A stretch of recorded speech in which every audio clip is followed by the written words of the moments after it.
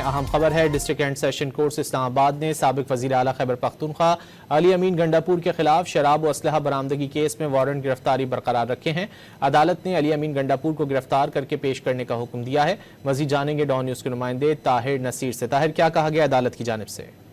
جی رضی، دیکھیں، سابق وزیر اعلیٰ علی امین گنڈاپور کے خلاف اسلحہ شراب برآمدگی کیس کی سماعت سینئر سول جج مبشر حسن چشتی نے کی۔ علی امین گنڈاپور اور نہ ہی ان کے وکیل آج عدالت میں پیش ہوئے۔ عدالت کی جانب سے علی امین گنڈاپور کے وارنٹ گرفتاری برقرار رکھے گئے ہیں۔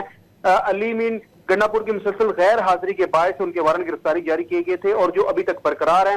عدالت نے کیس کی مزید سماعت 11 نومبر تک کے لیے ملتوی کر دی ہے اور پولیس کو حکم دیا ہے کہ علی امین گنڈاپور کو گرفتار کر کے عدالت پیش کیا جائے۔ علی امین گنڈاپور کے خلاف تھانہ براکاؤ میں اسلحہ شراب برآمدگی کا کیس درج ہے۔ جی بہت شکریہ طاہر نصیر ان تفصیلات کے لیے۔